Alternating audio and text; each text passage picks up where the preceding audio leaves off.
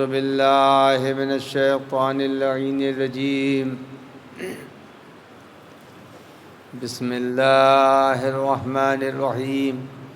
الحمد لله رب العالمين والعاقبة للمتقين والنار للعاصين والملحدين والصلاة والسلام والتحية والإكرام على نبي الرحمة وشفيع الأمة صاحب الوقار والسكينة المدفون بأرض المدينة العبد المؤيد والرسول الممدد المصطفى الأمجد المحمود الأحمد بالقاسم محمد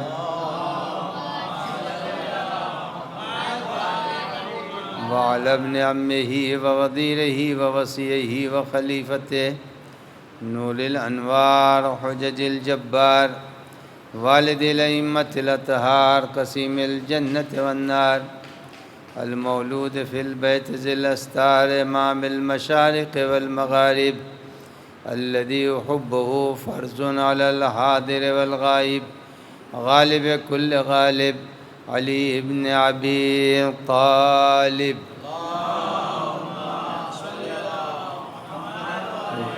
وعلى آله الطيبين الطاهرين المعصومين المنتجبين المخاطبين لا سيما على بقية الله الأعظم حجة ابن الحسن المهدي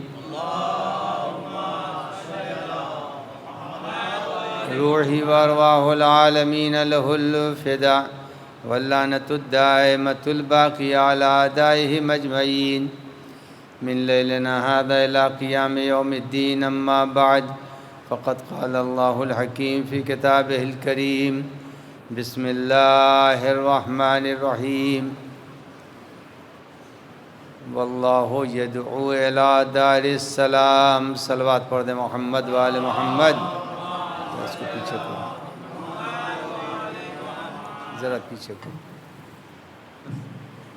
آپ حضرات سے گزارش ہے کہ ایک مرتبہ سورہ فاتحہ کی تلاوت فرما کر سیدہ زہرا سمیہ بنت مولانا محمد اختر، عندلیب زہرا بنت مولانا عابد حسین، مولانا عابد حسین ابن واجد حسین،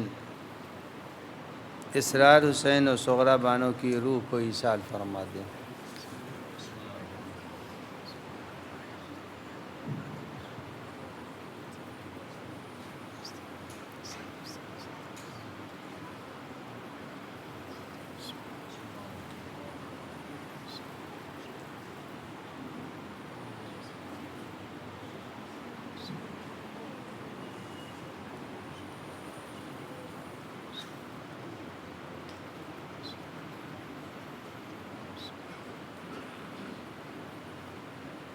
صلوات پڑھ دیں محمد و آل محمد.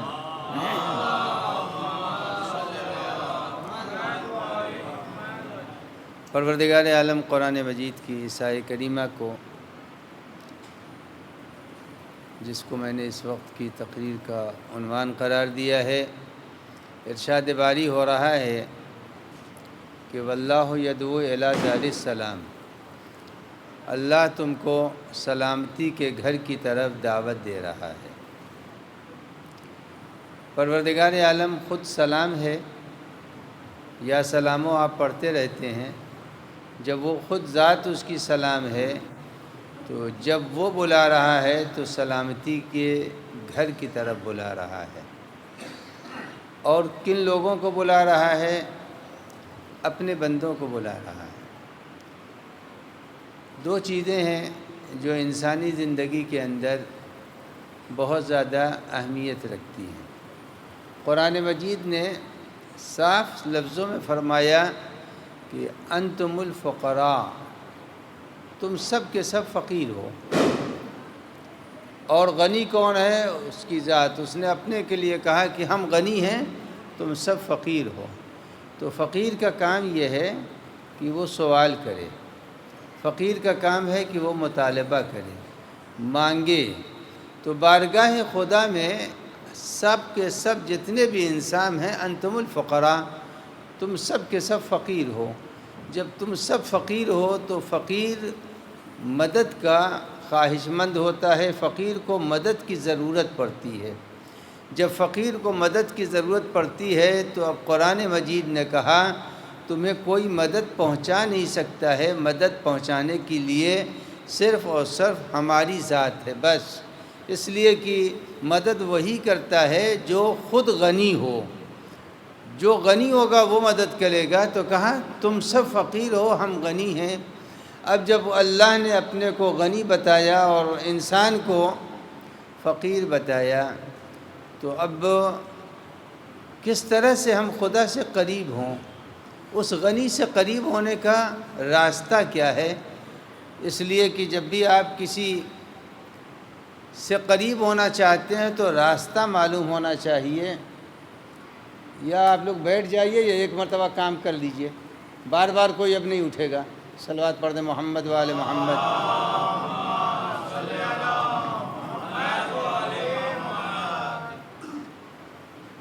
تو اس ذات تک پہنچنے کا ذریعہ کیا ہونا چاہیے؟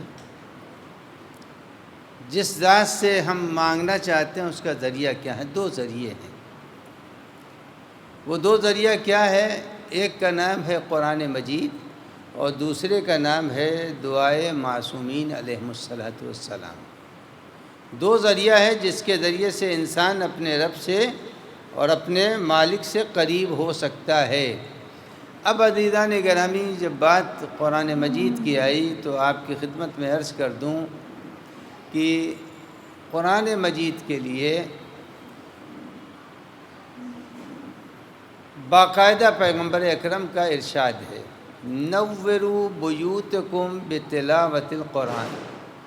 ہر گھر اندھیرے میں ہے، کسی گھر کے اندر روشنی نہیں ہے، بجلی کی روشنی ہو وہ اور بات ہے، مگر معنوی طور سے ہر گھر تاریکی میں ڈوبا ہوا ہے۔ گھر کو روشنی کیسے ملے گی؟ تو پیغمبر نے فرمایا نوروا بیوتکم بتلاوت القرآن، اپنے گھر کو روشنی دو، اپنے گھر کو نورانی بناؤ، اپنے گھر کے اندر چراغ جلاؤ۔ تو کس طرح سے؟ تلاوت قرآن سے جلاؤ۔ اگر کسی نے اپنے گھر میں تلاوت قرآن کی تو تلاوت قرآن سے گھر کے اندر روشنی محسوس ہوتی ہے۔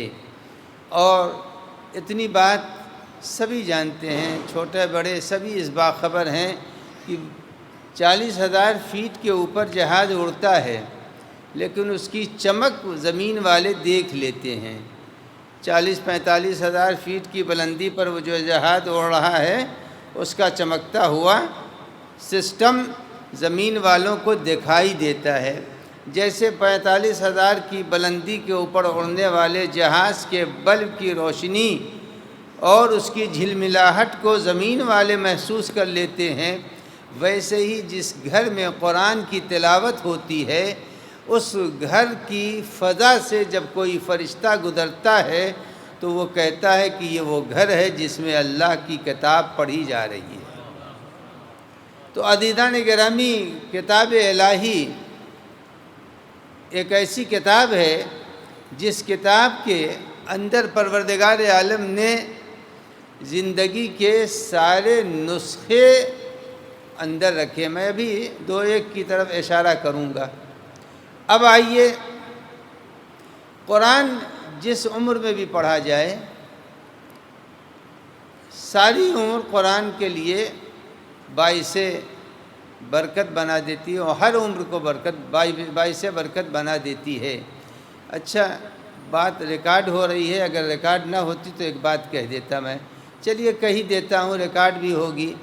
رسول اللہ پر قرآن نہیں آیا ہے، رسول اللہ پر قرآن نازل نہیں ہوا ہے۔ اب سب کے کان کھڑے ہو گئے کہ یہ کیا کہنا چاہتے ہیں؟ رسول اللہ پر قرآن نازل نہیں ہوا، رسول اللہ پر وظائف الابرار نازل ہوا ہے۔ سمجھ میں آیا؟ وہ آج پورے قرآن سے 2 ہی سورے پڑھے جا رہے ہیں، یا رحمان یا یاسین۔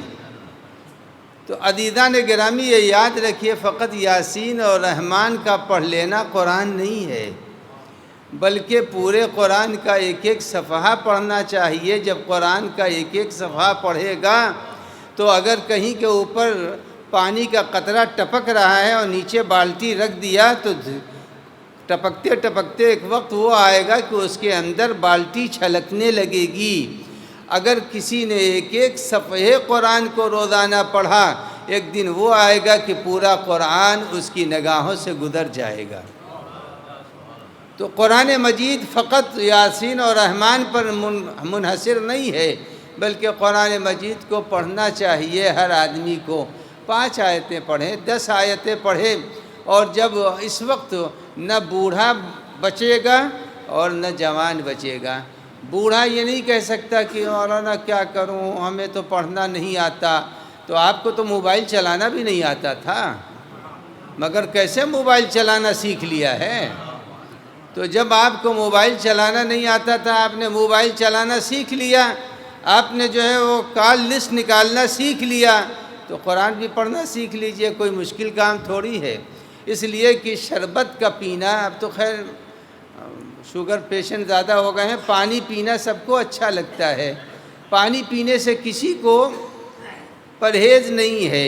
جب پانی پینے سے قرآن حیات انسانی کے لیے پانی ہے، جب پانی ہے تو اس قرآن کو پڑھنا چاہیے، ہر آدمی کو پڑھنا چاہیے۔ اور اب قرآن جس عمر میں چاہے پڑھے، لیکن یہ یاد رکھیے جب انسان 30-35 سال تک پہنچتا ہے تو تھوڑا کھاتا ہے لیکن اثر زیادہ ہوتا ہے یا نہیں ہے؟ لیکن اگر 40 کو کراس کر گیا تو اب کھاتا رہے، مگر اب یہ چاہے کہ چہرے پر جھریاں نہ آئیں، بال سفید نہ ہوں، یہ سوچ لے کہ اب آنکھوں پر عینک نہیں لگیں گے، تو یہ بھول ہے۔ اب آنکھوں پر عینک بھی آئے گی، جسم کے اندر جھریاں بھی پیدا ہوں گی، اعضاء و جوارے کمزور بھی ہوں گے، یہ سب ہوگا۔ تو اب عزیزان گرامی، ضعیفی میں کتنوں کھا لے آدمی، گھی کا باقاعدہ لقمہ بنا کے اگر کھا جائے پھر بھی اس کو قوت اتنی نہیں ملے گی، لیکن اگر جوانی میں آدمی کو اچھی غذا دے دی جائے تو جوانی کھل اٹھتی ہے، شباب نکھر آتا ہے، چہرے پر تازگی آ جاتی ہے۔ تو جب یہ بات ہے تو آپ کے ذہنوں میں ہونا چاہیے قرآن سب کو پڑھنا چاہیے، بوڑھے جوان سب کو پڑھنا چاہیے، لیکن اگر قرآن کو کسی جوان نے پڑھا تو اس کا فائدہ الگ ہوگا۔ کچھ دنوں پہلے کرونا تھا، کوئی چیز حقیقت کرونا تھا نہیں، اسے بنا دیا گیا تھا، ایک سازش کے تحت کرونا بنا دیا گیا تھا۔ آدمی وہاں چھینک رہا ہے، ان کو احساس ہو رہا کہیں کرونا نہ لگ جائے۔ آدمی 10 قدم دور ہے، ہوائی جہاز میں اگر کسی نے چھینک دیا، ہر آدمی کی نظر اس کی، ارے یہ تو کرونا والا آدمی ہے۔ تو معلوم یہ ہوا کہ آدمی ڈرتا اور بچتا ہے برے دن سے کہ کوئی بیماری نہ آنے پائے۔ لیکن اگر آدمی جوان ہے تو جوان کے لیے، اگر جوان قرآن پڑھتا ہے تو اس کا فائدہ کیا ہوتا ہے؟ اب پیغمبر کی حدیث سنا رہا ہوں اور ایک صلوات کے بعد سنا دوں گا۔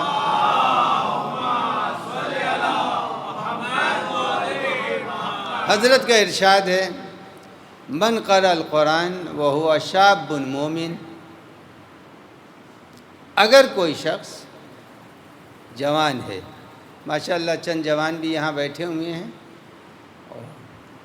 من قرأ القرآن وهو شاب مومن، کہا یہ یاد رکھنا کہ جوان ہونا چاہیے، جوان کے ساتھ مومن بھی ہونا چاہیے۔ اگر جوان ہے اور مومن نہیں ہے، مومن کے معنی یہ نہیں ہے کہ مومن کوئی مولوی ہو جانے کا نام مولوی نہیں، مومن نہیں ہے۔ مومن یعنی جس وقت اصحاب کے جھرمٹ میں نبی اکرم بیٹھے ہیں اور وہاں سے امیر المومنین گزر گئے، جیسے ہی گزرے تو فرمایا کہ یا علی حبو کا ایمان، اے علی جس نے آپ کی محبت اپنے دل میں سما لی وہی مومن ہے۔ تو محبت امیر المومنین اور اہل بیت کی محبت اگر کسی دل میں آ جائے تو وہ مومن ہے۔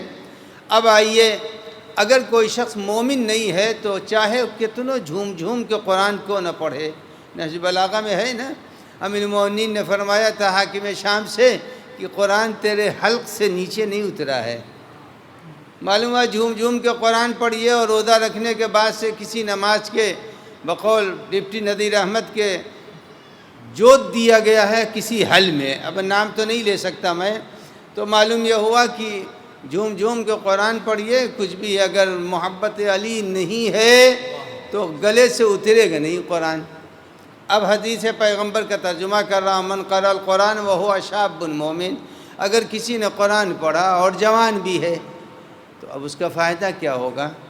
اس کا فائدہ یہ ہوگا کہ خون کی بوتل چڑھوانے کے بعد پتہ نہیں کس کا خون ہے، گنہگار کا ہے یا دیدار کا ہے، یہ پتہ نہیں چلتا، خون تو چڑھا دیا جاتا ہے۔ لیکن اب پیغمبر نے فرمایا کہ اگر کسی جوان نے قرآن مجید کو پڑھا تو اب اس کے بعد حضرت فرماتے ہیں التقط القرآن فی لحمہ و دمہ، قرآن اس کے خون میں سرایت کر جاتا ہے اور قرآن اس کے گوشت میں سرایت کر جاتا ہے، یعنی باڈی کے اندر قرآن پورے کا پورا انجیکٹ ہو جاتا ہے جب اس کے اندر سما جائے گا۔ اب جدھر سے گزرے گا، گزرنے کے بعد لوگ کہیں گے کہ یہ ہے وہ قرآن کا پڑھنے والا، یہ ہے علی کا ماننے والا، یہ ہے صراط مستقیم پر چلنے والا۔ تو قرآن مجید کو اگر کسی نے پڑھ لیا، جوانی میں پڑھ لیا، اور یہ خیال کر دینا ارے جب بوڑھے ہوں گے تو پڑھیں گے، پہلے یہ بتائیے بوڑھے ہونے کا یقین کہاں سے پیدا ہو گیا؟ بوڑھے ہونے کا یقین کہاں سے پیدا ہوگا کہ ہم بوڑھے ہوں گے؟ جو بوڑھے ہو گئے بڑا نعمت ہے کہ انہوں نے دونوں دور دیکھ لیا، ضعیفی بھی دیکھ لی، جوانی بھی دیکھ لیا، مگر جوان کو یقین نہیں کرنا چاہیے کہ ہم ضعیف ہوں گے، پتہ نہیں کب بارگاہ الہی میں بلا لیا جائے۔ جب بارگاہ الہی میں بلا لیں گے تو محروم نہیں جانا چاہیے۔ اچھا یہ بھی بات عرض کر دوں کہ مرنے کے بعد آدمی روزہ رکھے گا یا نہیں رکھے گا؟ جلدی بتائیے، بولنا پڑے گا آپ لوگوں کو۔ مرنے کے بعد روزہ نہیں رہا، نماز بھی نہیں پڑھے گا، اور خمس دے گا، خمس بھی نہیں دے گا، زکوٰۃ نکالے گا نہیں، حج کرنے سعودی جائے گا نہیں جائے گا۔ عزیزان گرامی، مرنے کے بعد جتنے بھی اعمال دنیا میں انسان کرتا ہے سب یہیں کے اوپر جیسا کیا ہے وہیں پر اسٹاپ، اب کچھ آگے نہیں بڑھے گا، کچھ نہیں کرے گا۔ لیکن ایک ایسا عمل ہے جس عمل کو مرنے کے بعد بھی آدمی کو کرنا پڑے گا۔ وہ کون سا عمل ہے؟ بغیر صلوات کے سنیں گے یا صلوات کے ساتھ؟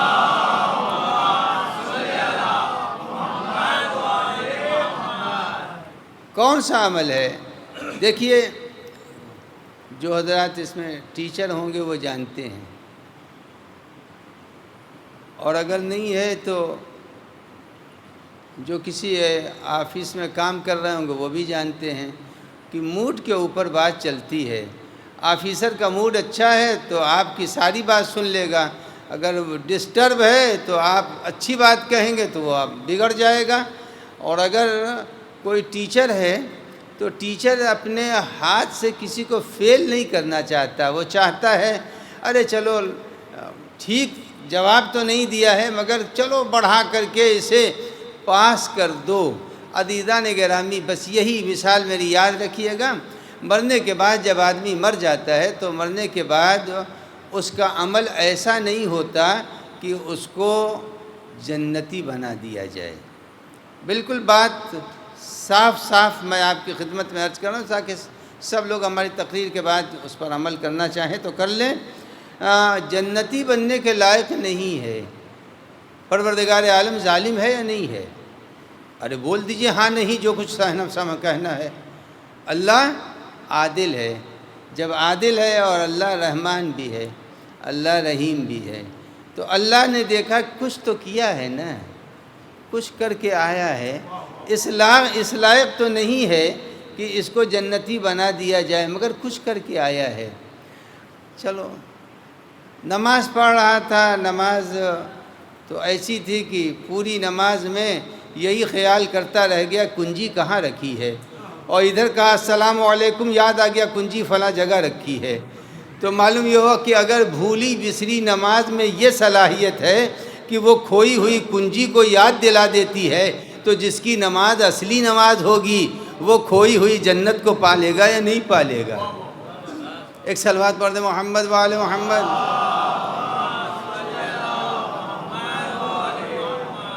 تو مرنے کے بعد اعمال پروردگار عالم ارحم الراحمین ہے، کریم ہے، اور جب اس کے کرم کا تو اس نے دیکھا کہ اس کا عمل ایسا نہیں ہے کہ اس کو بخش دیا جائے، اب وہاں کے اوپر مردے کا ایک کام لگا دیا جائے گا۔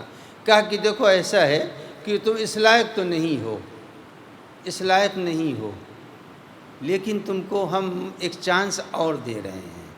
تو اب مرنے کے بعد جس کا قرآن مجید نے تذکرہ من ورائہم برزخ الی یوم یبعثون، مرنے کے بعد برزخ شروع ہو جاتی ہے اور قبر میں انسان قیامت تک رہے گا۔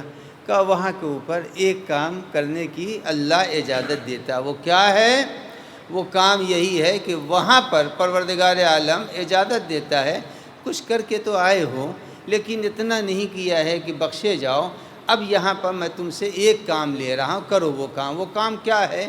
اب حدیث پیغمبر اقرا ارقا، قرآن پڑھو اور اپنا عمل وزنی بناتے جاؤ، بڑھتے جاؤ، اقرا ارفع اقرا ارفع اقرا ارفع۔ تو معلوم یہ ہوا کہ اگر انسان دنیا سے جاتا ہے کچھ نہیں کر سکتا مرنے کے بعد، لیکن ایک ایسا عمل ہے جو عمل انسان کو وہاں بھی کرنے کا موقع ملے گا۔ اگر یہاں پر اگر چھوٹ گیا ہے اور وہاں نہیں، اس منزل تک نہیں پہنچ پا رہا ہے تو قرآن پڑھنے کا موقع ملے گا، تو بہتر ہے یہیں پر قرآن مجید پڑھ لے اور روزانہ پڑھتا رہے۔ اب قرآن مجید کے سلسلے میں کہ جسم انسانی کے اندر خون بن کر کے قرآن آ جاتا ہے، جب خون بن کر کے اور گوشت بن کر کے قرآن انسانی جسم کے اندر سرایت کر جاتا ہے، تو اب یہ انسان وہ ہوگا کہ دیکھیے کچھ لوگ وہ ہوتے ہیں جو بہت صحت مند ہوتے ہیں، جب بہت صحت مند ہوتے ہیں تو صحت مند آدمی دھوپ میں بھی چلا جائے تو اس کے اوپر دھوپ کی شدت اثر نہیں کرتی۔ بہت صحت مند آدمی ہے، جب صحت مند ہے، شدید سردی پڑ رہی ہے، پتہ نہیں یہاں سردی پڑتی ہے نہیں پڑتی، شدید سردی ہے، وہ ایک بنیان اور ایک کرتا پہنے ہوئے نکل گیا۔ یعنی جو مضبوط ہوتا ہے حوادث اس پر عمل نہیں کرتے۔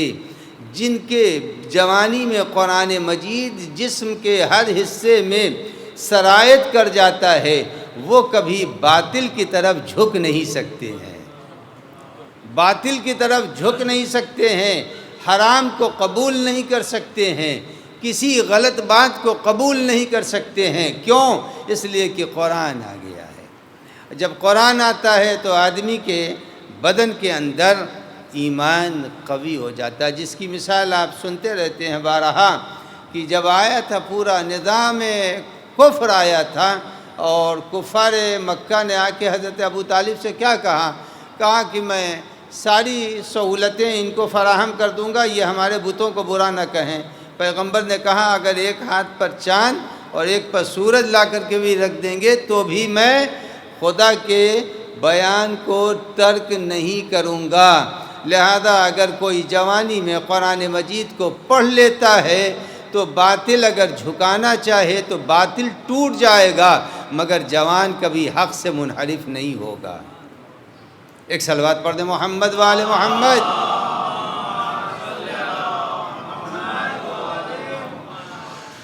آپ سے بات کر دینا ہمارے لیے آسان ہے چونکہ مجلسی مجمع ہے۔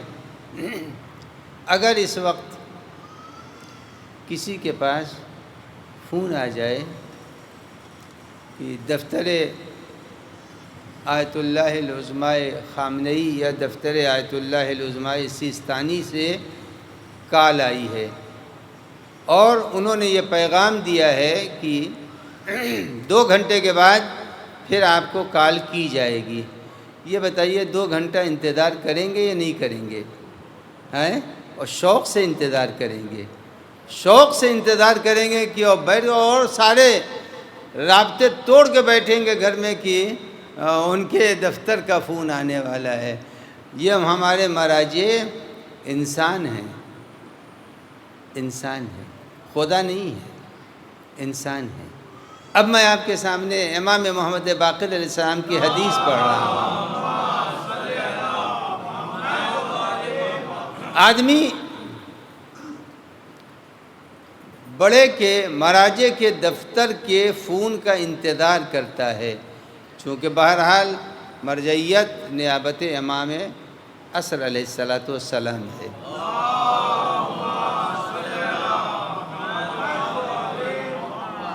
اب امام محمد باقر علیہ السلام کی حدیث سنیے۔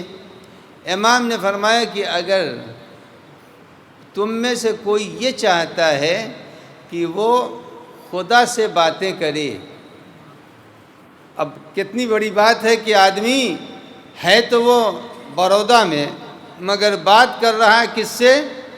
خدا سے بات کر رہا۔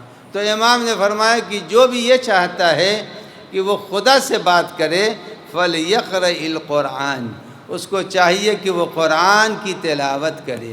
جتنی دیر قرآن کی تلاوت کرتا ہے اتنی دیر تک وہ اپنے رب سے محو گفتگو ہوتا ہے۔ اب اس سے بڑا شرف انسان کو کیا ملے گا کہ قرآن مجید کی تلاوت کے ذریعے سے۔ اچھا، یہ آپ سب کے علم میں ہے کہ انبیاء کرام کی صف میں صرف ایک نبی ایسا گزرا ہے جس کے لقب میں اور جس کے نام کے ساتھ جڑا ہوا ہے کلیم اللہ، ہے یا نہیں ہے؟ جناب موسیٰ کو اللہ نے کیا کہا؟ کلیم اللہ، یعنی وہ ذات جس سے پروردگار عالم نے گفتگو کی تھی، اس کو کلیم اللہ کا شرف کیوں ملا تھا؟ وہ اس وقت بیان کا موقع نہیں ہے۔ کیوں کلیم اللہ اللہ نے کہا تھا حضرت موسیٰ کو؟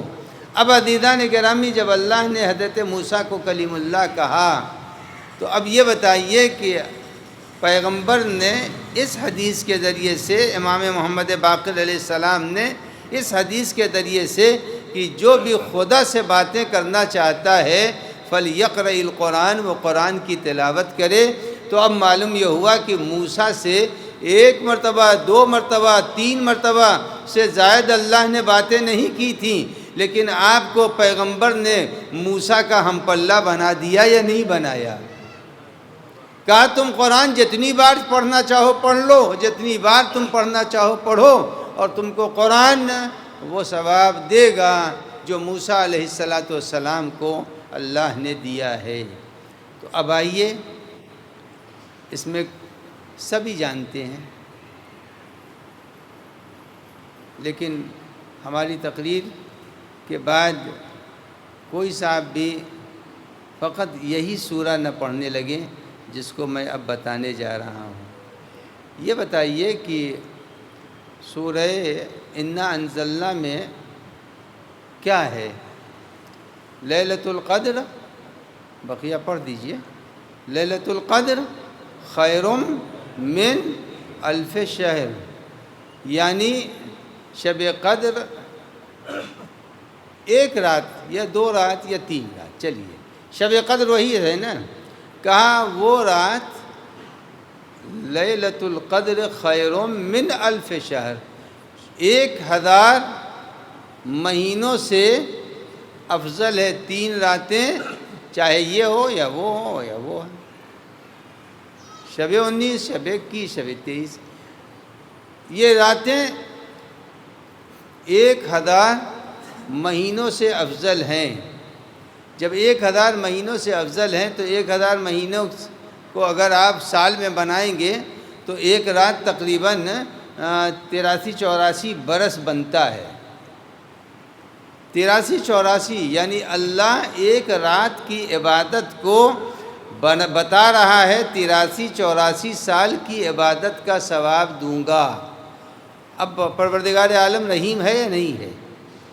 اب آئیے، ایک سورہ کا نام لے رہا ہوں، اور اس سورہ کے خصوصیات میں سے یہی ہے کہ اگر اس سورہ کو کسی نے پڑھا تو پروردگار عالم اس کو 1000 مہینوں کا ثواب عنایت فرمائے گا۔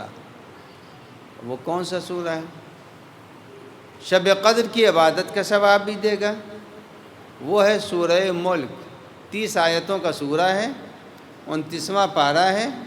اگر کسی نے اس سورہ کو پڑھ لیا تو پروردگار عالم اس کو 84 سال کی عبادت کا ثواب دے گا۔ لیکن عزیزان گرامی اب اس کا مطلب نہیں ہے کہ آپ کہیے کہ حسینی صاحب آئے تھے وہ پڑھ کے گئے ہیں لہذا اب ہر روز جو ہے وہ یاسین چھوٹ گئی، اب سورہ ملک پڑھا جا رہا ہے۔ اتفاق سے وہ بھی وظائف الابرار میں ہے، وہ بھی وظائف الابرار میں ہے۔ تو اب یہ نہیں ہے کہ صاحب حسینی صاحب پڑھ کے چلے گئے ہیں لہذا اب ہر روز جو ہے سورہ ملک ہی پڑھی جا رہی، یاسین چھوٹ گیا، رحمان چھوٹ گئے۔ نہیں، تھوڑا تھوڑا سب۔ اگر ایک طرح کا کھانا روزانہ آپ کو بریڈ مکھن دیا جائے تو ایک دن طبیعت عاجز ہو جائے گی، ارے میاں چٹنی کھانے کو دل چاہ رہا، اچار کھانے کو دل چاہ رہا ہے۔ یعنی ایک کھانا کھانے سے زبان کا ذائقہ دوسرے ذائقوں کو مطالبہ کرتا ہے۔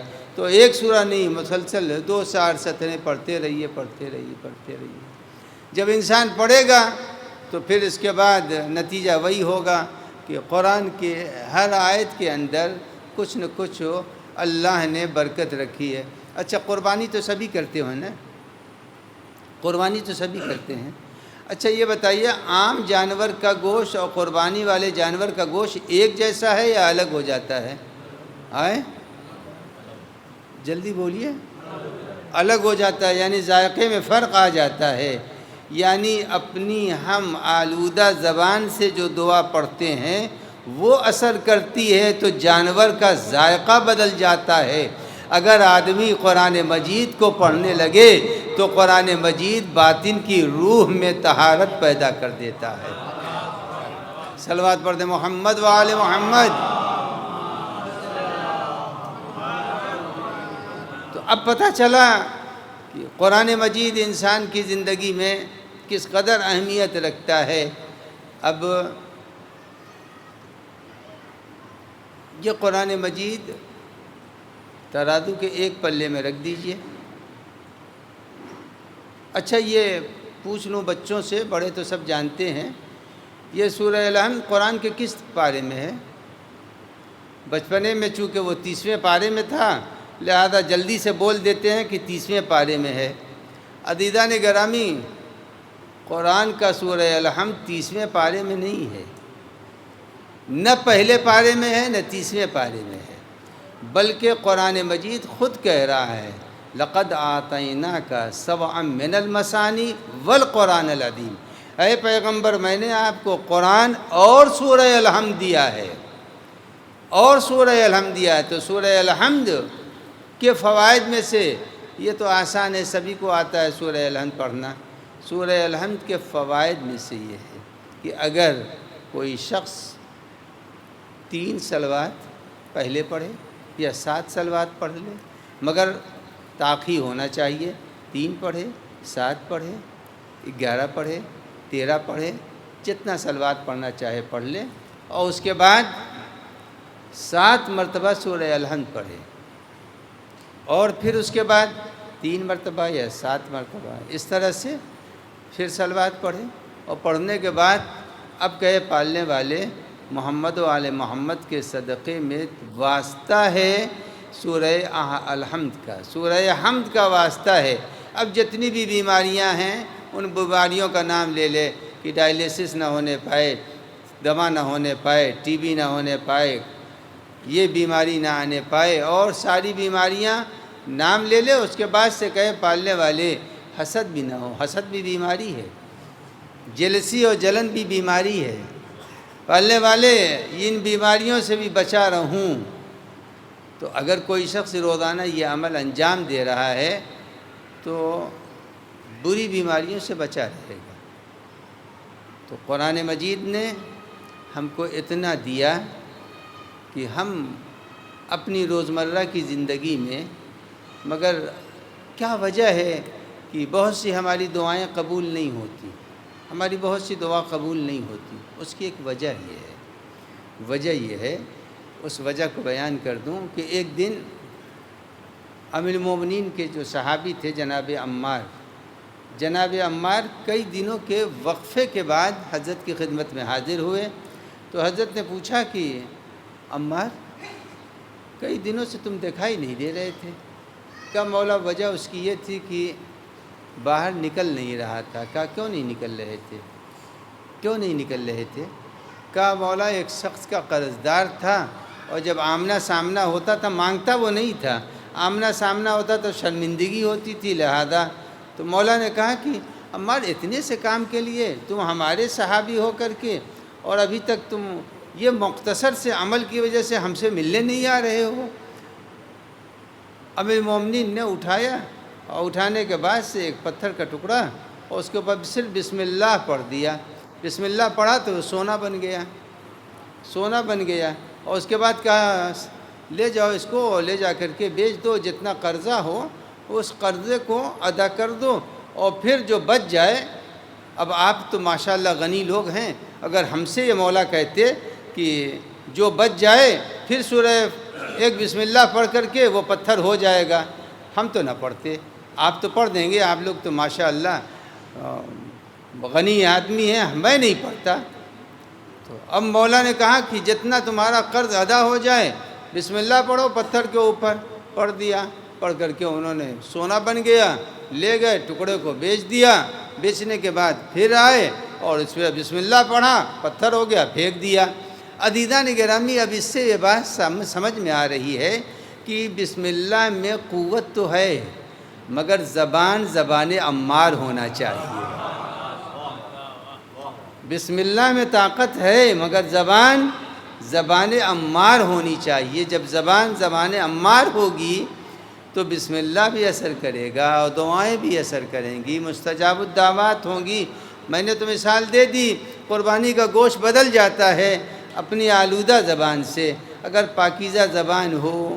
اسی لیے میں، چونکہ خواتین بھی میری مجلس سن رہی ہیں، خواتین زیادہ اس نقطے کو، اس پہلو کو، کہ اگر بچے کبھی ستا رہے ہوں تو کبھی بد دعا نہ دیں، بلکہ جس زبان سے بد دعا دے رہی ہیں اسی سے یہ کہیں خدا تمہاری اصلاح کر دے، خدا تمہیں مومنین کے اعلیٰ درجوں پر ایمان کے پہنچا دے، اسی زبان سے یہ کہیں جیسے بد دعا دے رہی ہیں خدا تمہیں غارت کرے، خدا تمہیں برباد کرے، یہ کہنے کے بجائے یہ کہہ دیں کہ خدا تمہیں مومن کامل بنا دے۔ تو جب مومن کامل کا لفظ ماں کی زبان سے نکلے گا تو فرشتے بھی ماں کی زبان کی دعا کو سن لیتے ہیں۔ تو سب سے پہلی چیز یہ ہے کہ انسان کو اپنے رب سے محو گفتگو ہونا چاہیے۔ فَلْيَقْرَئِ الْقُرْآنَ، قرآن کو پڑھے گا تو اللہ اس سے باتیں کر رہا ہے۔ اچھا، اب بندہ بھی تو چاہتا ہے نا کہ خدا سے بات کرے، یہ تو خدا سے بات، فَلْيَقْرَئِ الْقُرْآنَ۔ اب اس کے بعد امام نے فرمایا کہ جب تم دعائیں پڑھتے ہو تو دعائیں تم کو اتنی دیر کے لیے تمہارے رب سے ملا دیتی ہیں۔ آپ اکیلے میں کسی سے بات کر رہے ہیں، شوہر بیوی سے بات کر رہا ہے، بیٹا باپ سے بات کر رہا ہے، دوست سے بات، موبائل پہ بات ہوتی ہے، تو یہ جتنی دیر آدمی دعائیں پڑھتا ہے اتنی دیر گویا کہ وہ اپنے خالق سے محو مناجات ہے۔ زیادہ دیر تو نہیں ہو گئی؟ کتنی دیر کی یہاں مجلس ہوتی ہے بھائی مولانا؟ کتنی دیر ہے؟ نہیں، مقصد ہے 40 منٹ پڑھی جاتی ہے مجلس یا 50 منٹ؟ کتنے کی ہوتی ہے؟ 1 گھنٹے کی؟ کون سن رہا ہے 1 گھنٹہ؟ سنتا کون ہے 1 گھنٹے کی مجلس؟ ایک صلوات پڑھے محمد و آل محمد۔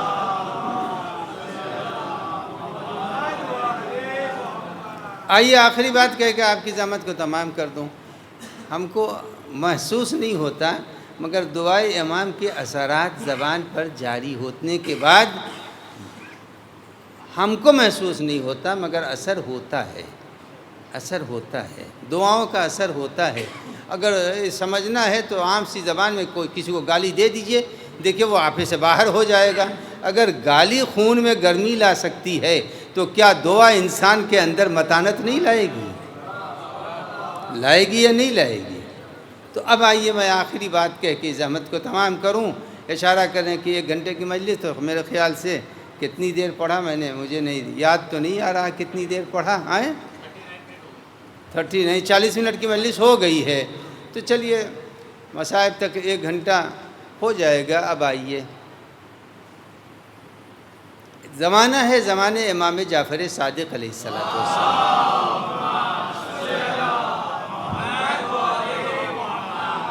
آپ حضرات جانتے ہیں کہ عراق الگ ملک ہے اور حجاز جو پہلے یثرب تھا وہ الگ ملک ہے، دونوں ملک الگ الگ ہیں۔ تو عراق کے حاکم کو اپنے وزیر کے اوپر غصہ آ گیا اور حاکم عراق نے طے یہ کیا کہ اس کو قتل کروا دوں گا۔ اس کو بھنک مل گئی اور اس کو محسوس ہوا کہ حاکم ہم سے ناراض ہے اور ہم کو قتل کرا دے گا، لہذا وہ مدینے بھاگ کے آ گیا اور امام جعفر صادق علیہ السلام کی خدمت میں آیا۔ اور جب امام کی خدمت میں آیا تو اس نے اپنی صورتحال بیان کی کہ عراق کا حاکم ہم سے ناراض ہے اور اس نے ہمارے قتل کا فیصلہ کر لیا ہے۔ تو امام نے اس کی ساری باتیں سنی اور سننے کے بعد کہا مگر تم کو تو جانا پڑے گا عراق جانا پڑے گا تم کو۔ اور اس نے کہا مولا عراق گیا تو قتل کر دیا جاؤں گا مگر تم کو جانا پڑے گا۔ تو کہا جب تمہارا اس کا آمنا سامنا ہو تو کہہ دینا کہ امام جعفر صادق نے ہم کو امان و پناہ دی ہے۔ تو اس نے کہا کہ وہ آپ کو مانتا کب ہے کہ وہ آپ کی امان و پناہ والی جملے کے اوپر اثر انداز ہوگا، اس پر وہ کیا کرے، کچھ نہیں۔ امام نے فرمایا تیسری بار کہ نہیں تم کو جانا پڑے گا۔ جب امام نے 3 بار کہہ دیا کہ جانا پڑے گا تو اس امام کے چاہنے والے نے فیصلہ کیا اب جو بھی ہو، امام وقت کہہ رہا ہے جانا پڑے گا تو جاؤں گا جو بھی ہو جائے۔ وہ چلا مدینے سے۔ اچھا آج کل کے حالات اور کل کے حالات میں بھی آج کل بھی یہ چیزیں پائی جاتی ہیں، اور اب یہاں پر تو میں پہلی بار آیا ہوں آج اس امام باڑے میں اور ہم کو نہیں معلوم، اور ہم نے یہ دیکھا ہے کہ کچھ لوگ جو ہیں وہ اپنی ہاتھ کی لکیر سے اپنی تقدیر کو معلوم کرنا چاہتے ہیں۔ تقدیر سے، لکیروں سے تقدیر کا پتہ نہیں چلتا، توفیق سے پروردگار عالم کی انسان کی تقدیر کا پتہ چلتا ہے۔ جو جس سے قریب رہتا ہے اس کے اثرات ہوں گے۔ آپ سورج کے قریب ہیں تو پسینے میں رہیں گے، ٹھنڈک میں ہے تو جسم کے اندر خشکی رہے گی۔ اور ہم نے بعض جگہوں پر دیکھا ہے، یہاں پر بھی ہوگا، کچھ لوگ طوطا لے کے بیٹھ جاتے ہیں اور کچھ کاغذ وغیرہ ہوتا ہے اور اب وہ طوطا نکال کے دیتا ہے۔ بتائیے انسان کو کہ مقدر کو طوطا طے کر رہا ہے۔ اب یہاں پر ہے یا نہیں، میں نے بعض جگہوں پر یہ دیکھا ہے کہ طوطا، کچھ لوگ بتا رہے ہیں کہ یہاں پر بھی ہے، یعنی طوطے کے ذریعے سے تقدیر کا پتہ چلایا جا رہا ہے۔ تو اب آپ بتائیے انسان کتنا گر گیا، کتنا گر گیا، کتنا گر گیا۔ تو اب چلا وہ امام کا صحابی اور اس نے کہا اب جو بھی ہونا ہے ہوگا۔ راستے میں اس کو ایک ایسے قیافہ شناس، اس کو بھی بتا دوں کس کو کہتے ہیں، کچھ لوگ وہ ہوتے ہیں جو صورت دیکھ کر کے، چال ڈھال دیکھ کر کے سمجھ جاتے ہیں کہ ایئرپورٹ سے یہ بچہ روکا جائے یا ایئرپورٹ سے نکال دیا جائے۔ اب تو سمجھ گئے نا، ایئرپورٹ کے اوپر اس کو روک لیا جائے یا اس کو نکال دیا جائے۔ وہ آدمی کے باڈی لینگویج کو سمجھ جاتے ہیں اور اس کے بعد سے ایک آدھ دھوکہ ہو بھی جاتا ہے۔ تو ایک شخص وہاں سے گزر رہا تھا جو باڈی لینگویج کو سمجھ رہا تھا، اس نے کہا کہاں جا رہے ہو؟ کہا عراق جا رہا ہوں۔ کہا مت جاؤ۔ کہا کیوں نہیں جاؤں؟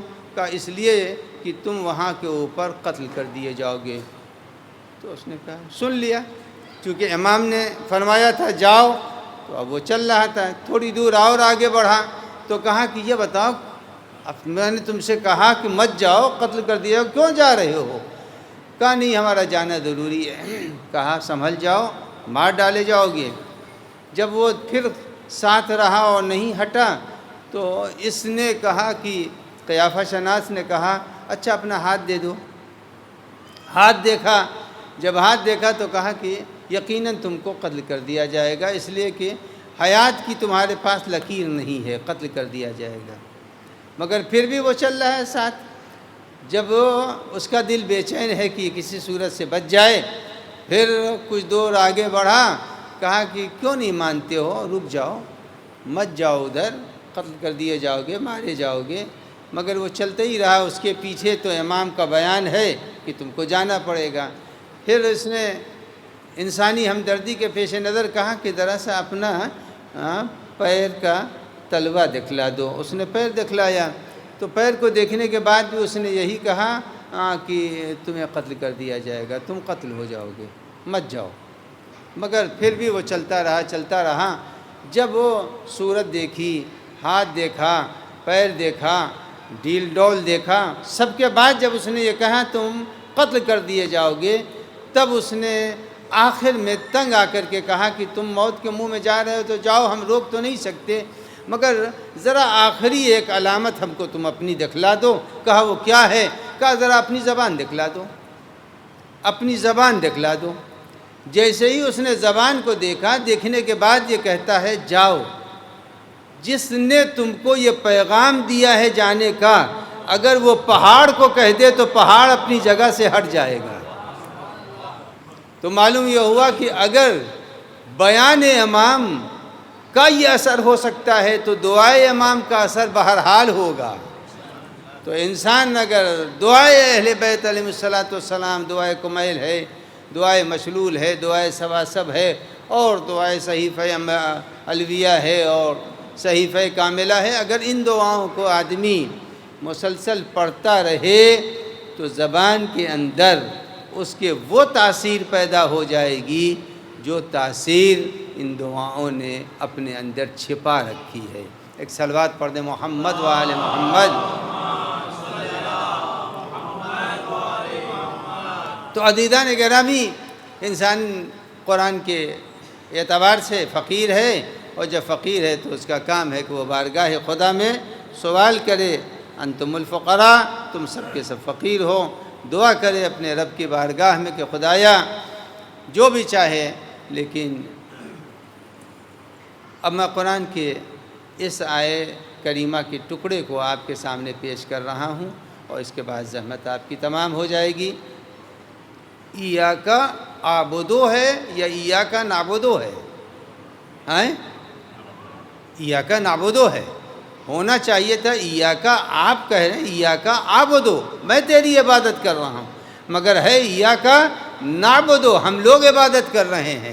یہ قرآن کے پہلے سورے نے سمجھا دیا کہ یہ یاد رکھنا، جب بھی دعا کرنا تو دعا اپنے اپنے ہم نہ کرنا، بلکہ دعا کے لیے پہلے مومنین کو شامل کر لینا۔ شامل کرنے کے بعد اگر تم بھول بھی گئے اپنے حق میں دعا، تو پروردگار عالم تمہارے لیے فرشتوں کو حکم دیتا ہے، یہ بھول گیا مومن کے لیے دعا کر رہا تھا، اس کی دعاؤں کو تم کہو، ہم آمین کہتے ہیں۔ ایک صلوات پڑھ دیں محمد و آل محمد۔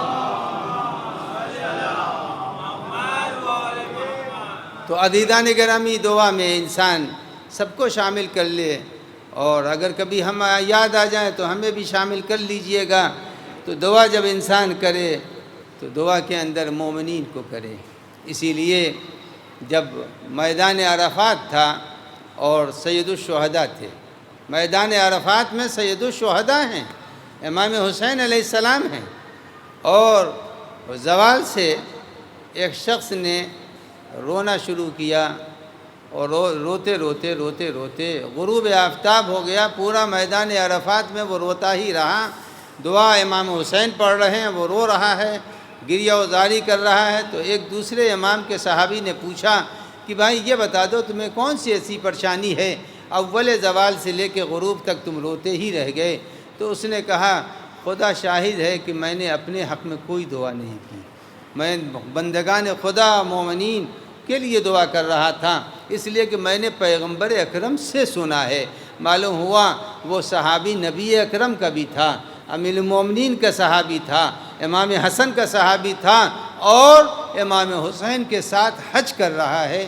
اس نے ایک مرتبہ یہ کہا میں نے پیغمبر سے سنا ہے، پیغمبر نے فرمایا کہ اگر کوئی شخص بندہ مومن کے لیے دعا کرتا ہے اور دعا کرتے کرتے وہ اپنے لیے دعا کرنا بھول جاتا ہے، تو اللہ فرشتوں سے کہتا ہے کہ تم اس کے لیے دعا کرو، جب تم دعا کرو گے تو میں نے اپنے لیے کوئی دعا نہیں کی، پتہ نہیں ہماری دعا قبول ہو یا نہ ہو، مگر میرے حق میں فرشتوں کی دعا، معصوم کی دعا بہرحال قبول ہوگی۔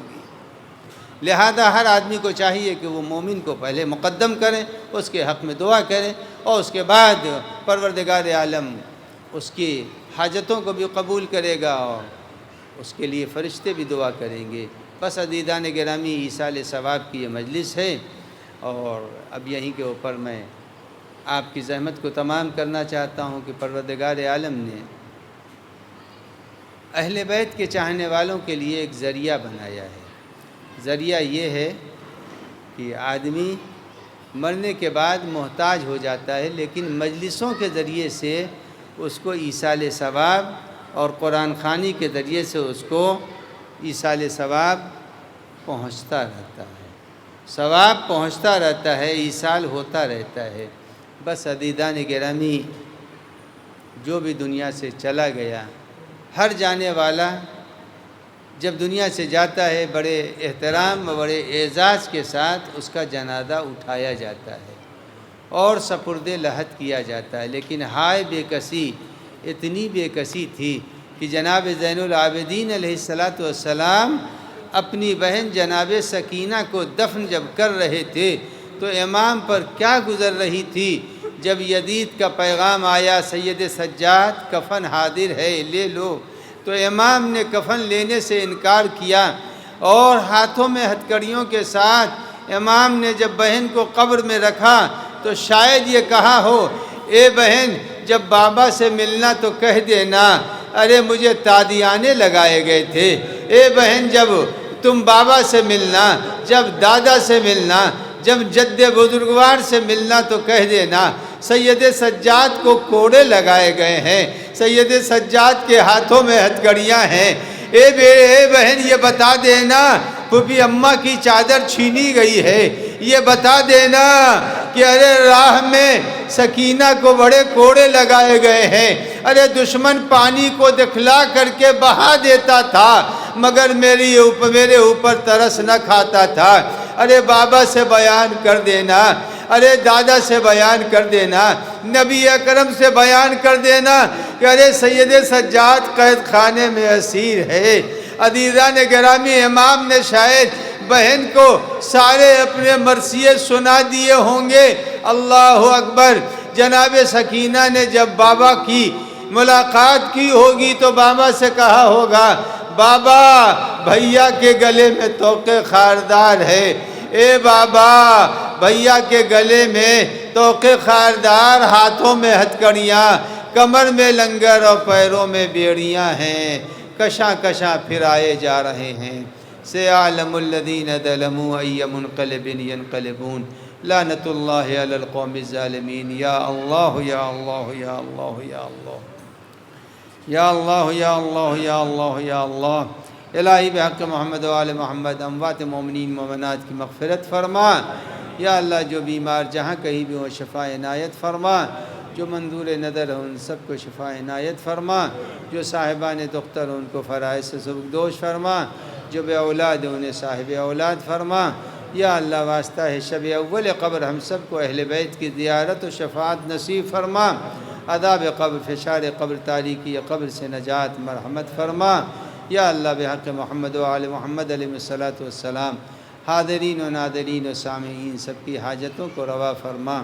یا اللہ مرحومہ سیدہ زہرا سمیہ بنت مولانا محمد اختر، اندلیب زہرا بنت مولانا عابد حسین، مولانا عابد حسین ابن واجد حسین، اسرار حسین، صغرا بانو، ان مرحومین کے درجات کو عالی و متعالی فرما۔